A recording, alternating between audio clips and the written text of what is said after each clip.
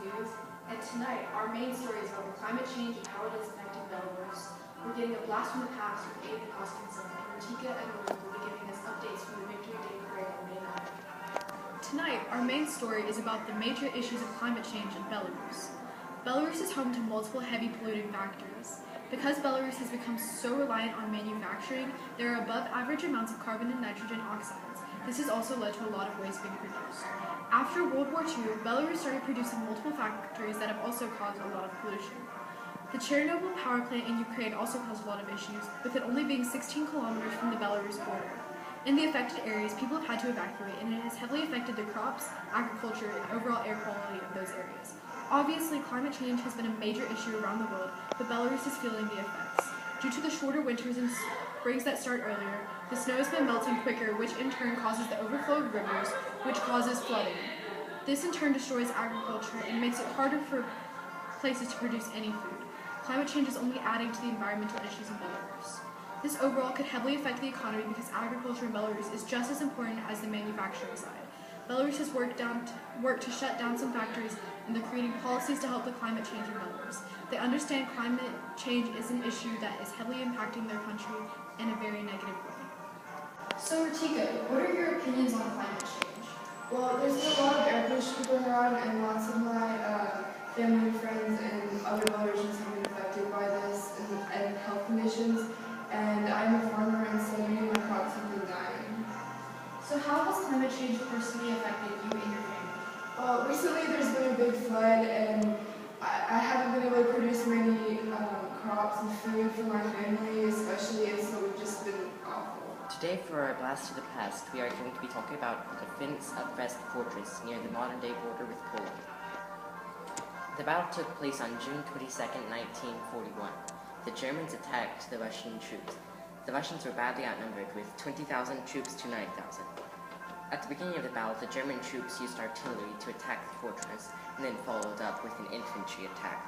However, they were pushed back with unexpected resistance, so they had to wait. The main German force moved on because they had already captured the bridges over the river Bug, so the normal strategic importance of the fortress was lost. The Russians were cut off from water supplies, so they had to attack to try and break the siege. However, the Germans expected this, and more than 4,000 Russians were captured. The Germans, to try and take the fortress, they started using flamethrowers, and the Russians responded by capturing machine guns and using them for defense.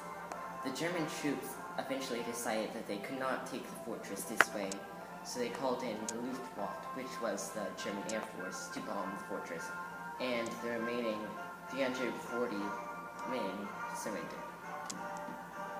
In the end, 429 Germans were killed, and 688 were wounded, and about 2,000 of the Russians were killed, and the rest were captured. After the battle, an inscription was found inside the fortress that read, "I'm dying, but I won't surrender. Farewell, motherland." This shows that the Russians were very stubborn and would not give up their fortress for any reason. 74th anniversary of Victory Day just passed on May 9th. Victory Day is a day to celebrate the win over the Nazis in 1945, but also to memorialize the soldiers who gave their life for the war. In Minsk, the capital of Belarus, many veterans are still going around to lay wreaths on the graves of their loved ones who died in the patriotic war. President Lukashenko attended the main annual parade in Belarus in the Victory Square for the celebration of Victory Day. Many carried portraits of their loved ones who died in the war. He also attended the wreath-laying ceremony in Minsk. In the speech he gave, he says, "Today we honor the courage of soldiers, the heroism of partisans and underground movement members, the titanic efforts of home front workers. It was on the Belarusian land that Soviet soldiers debunked the myth of the invincibility of the Third Reich war machine. They fought for their motherland. 2/3 of those killed in the war were civilians." Afterwards, he says, "Great Victory Day is a triumph of life over death. Coming generations should know what price our people paid for freedom. In the name of goodness, justice, and peace, nothing similar must ever happen again." He also addresses the project to the glory of the common victory. The purpose of this project is to take the sacred soil that our soldiers fought on and put them into capsules with the names of those killed. This is to be done by May 9, 2020, which is also the next Victory Day. and to be put in the church. But Belarus is feeling the effects. Due to the shorter winters and springs that start earlier, the snow has been melting quicker, which in turn, because of